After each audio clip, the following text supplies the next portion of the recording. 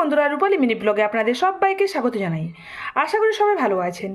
এই যে দেখুন, এটা কি বুঝতে পারছেন? এটা হলো এঁচোড়। এই এঁচোড়ে আজ কোপ্তাকারি বানিয়ে আপনাদেরকে দেখাবো কিভাবে বানাচ্ছি, আর এর জন্য কি কি উপকরণ নিয়েছি সেটা দেখে নিন আর ঝটপট বানিয়ে নিই। চলুন। কোপ্তাকারি বানানোর জন্য আমি উপকরণ নিয়েছি এখানে একটা এঁচোড়, একটা আলু, জল, সাদা তেল, মেথি পাতা, দারচিনি, এলাচ, লবঙ্গ, টমেটো কুচোনো, কাশ্মীরি লঙ্কা গুঁড়ো, নুন, গরম মশলা গুঁড়ো, হলুদ গুঁড়ো, জিরে গুঁড়ো, লঙ্কা গুঁড়ো, আদা রসুন বাটা, পেঁয়াজ কুচোনো, কাঁচা লঙ্কা কুচোনো, বেসন, সর্ষের তেল, টক দই। এবারে এঁচোড়টার খোসা ছাড়িয়ে ছোটো ছোটো আকার করে কেটে নেব এবং আলুটারও খোসা ছাড়িয়ে ছোটো ছোটো আকার করে কেটে নেব এবং এটা ভালোভাবে জল দিয়ে ধুয়ে আমি নুন, হলুদ এবং জল দিয়ে কুকারে সেদ্ধ করে নেব দুটো সিটি ফেলে। চলুন এটা করে নিই। এঁচোড়টাকে আমি হলুদ নুন দিয়ে ভালোভাবে সেদ্ধ করে নিয়েছি। একটুও দেখুন জল নেই, জলটা সব ফেলে দিয়েছি। এবারে একে একে সব কিছু এতে দিয়ে দেব। প্রথমে দিলাম পেঁয়াজ কুচোনো, কাঁচা লঙ্কা কুচোনো, কিছুটা পরিমাণ দিলাম আদা আর রসুন বাটা,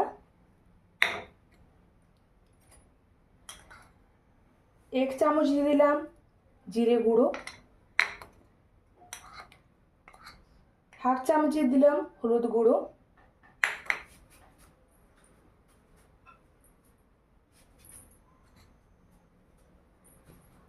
সামান্য পরিমাণ দিলাম গরম মশলা গুঁড়ো,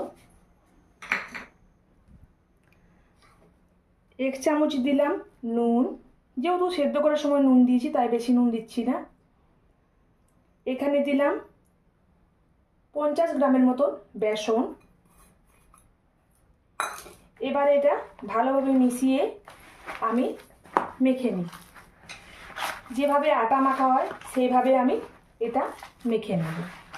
একই পদ্ধতিতে মেখে নেব। এখানে যেহেতু আর জল লাগবে না, যেহেতু সেদ্ধ করার সময় জল দিয়ে এটা সেদ্ধ করেছি, আর আমি এটাতে জল কিছু দিচ্ছি না। এইভাবে মেখে নিই। চলুন, মাখাটা দেখুন আমার হয়ে গেছে। এই যে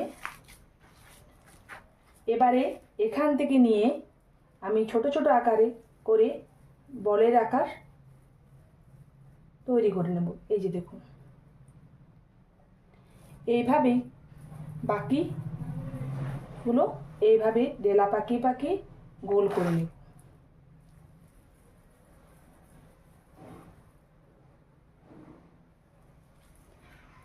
চলুন এইভাবেই পাকিয়ে নিই। গ্যাস অন করে নিয়েছি, কড়াই বসিয়ে দিলাম। কড়াইয়ের মধ্যে দিয়ে দিলাম সাদা তেল,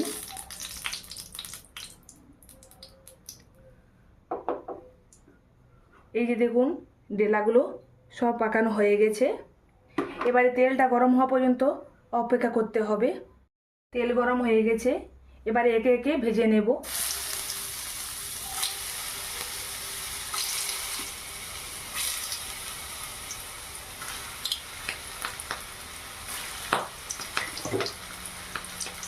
একবারে বেশি দিচ্ছি না, কম কম দিয়ে ভাজবো, আর আঁচটা মিডিয়ামে রেখে ভাজবো। বেশি আঁচ দিলে ফেটে যেতে পারে।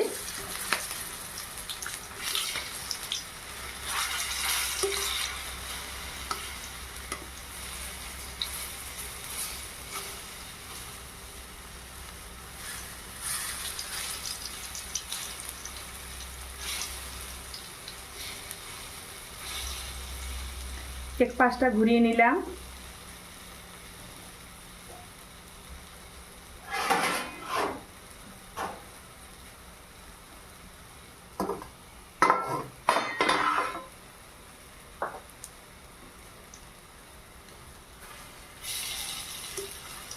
কিছুক্ষণ ধরে ঘুরিয়ে ফিরিয়ে এটা ভেজে নিতে হবে, আর একবারে বেশি দিচ্ছি না।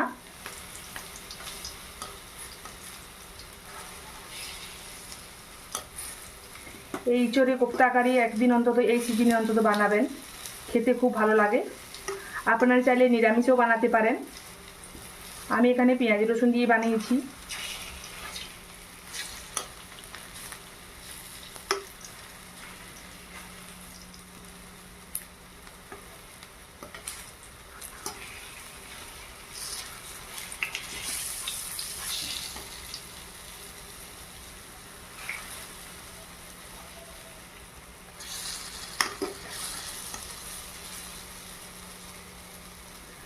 লাল লাল ভাজা ভাজা হয়ে গেছে, এবারে কড়াই থেকে উঠিয়ে নেব।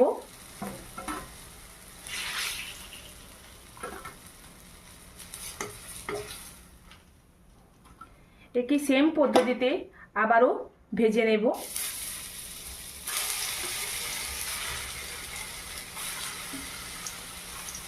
চলুন এগুলো ভেজে নিই। একে একে সব কোপ্তা কারি আমি ভেজে নিয়েছি। এবারে দিলাম সরষের তেল পরিমাণ মতো। তেলটা গরম হওয়া পর্যন্ত অপেক্ষা করতে হবে। যেহেতু আগে একটু তেল দেওয়া ছিল, তারপর আমি সরষের তেল ওতেই অ্যাড করে দিলাম। এবারে তেলটা যেহেতু গরম হয়ে গেছে, এবারে একে একে সব মশলা দিয়ে মশলাটাকে আমি তৈরি করে নেব কোপ্তা কারি। প্রথমে দিলাম দারচিনি, এলাচ, লবঙ্গ। এতে কি হয়, গন্ধটা খুব সুন্দর হয়, তার জন্য আমি দিলাম। আপনারা চাইলে দিতেও পারেন, আবার নাও দিতে পারেন। এবার দিলাম টমেটো কুচনো, পেঁয়াজ বাটা,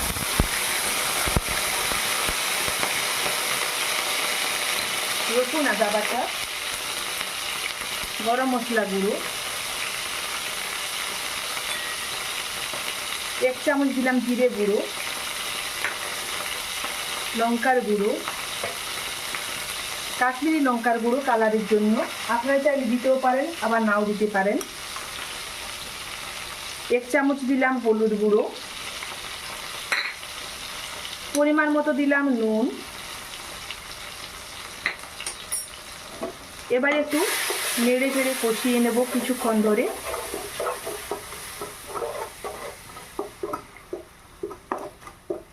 হালকা মিডিয়াম আঁচে কষাবেন এই মশলাটা, না হলে তোলাতে লেগে যেতে পারে। এইভাবে কিছুক্ষণ কষিয়ে নিন। কিছুক্ষণ কষানোর পর দেখুন কি সুন্দর কালার এসেছে। এবারে দেব এতে টক দই। আপনারা চাইলে এখানে দিতেও পারেন, আবার নাও দিতে পারেন। আমি সামান্য পরিমাণে একটু দিলাম টক দই। এতে ঝালটা একটু ভালো হয়। আর আপনারা যদি চান এখানে চিনি ব্যবহার করবেন, আপনারা করতে পারেন। আমি চিনি এখানে দিচ্ছি না।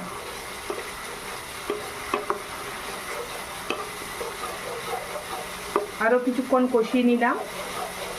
মশলা থেকে তেল ছেড়ে দিয়েছে, মানে পুরোপুরিভাবে আমার মশলাটা বানানো হয়ে গেছে। এবারে দেব পরিমাণ মতো জল।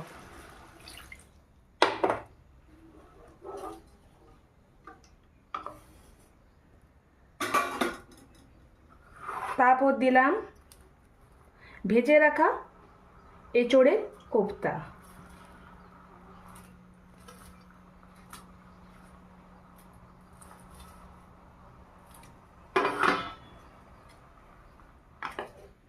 একটু নেড়ে চেড়ে নিলাম।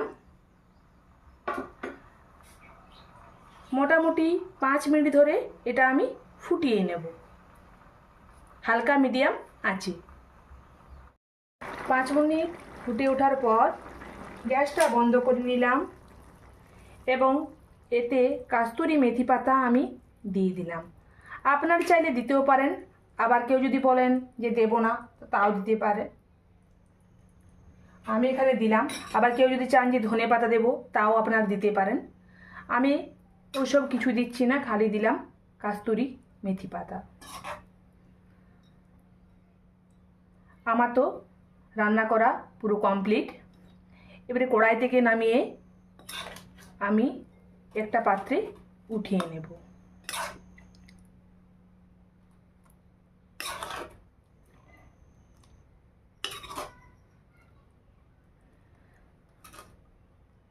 আপনারা অন্তত বাড়িতে একদিন বানাবেন এই রেসিপিটা, খেতে খুব দুর্দান্ত হয়।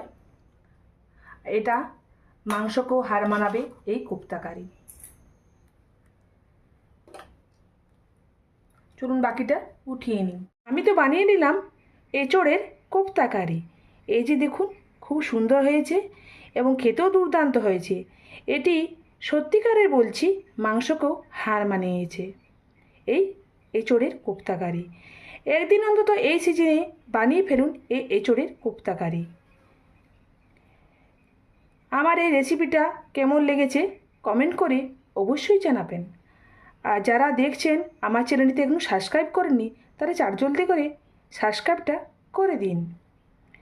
সবাই ভালো থাকবেন, সুস্থ থাকবেন। নমস্কার।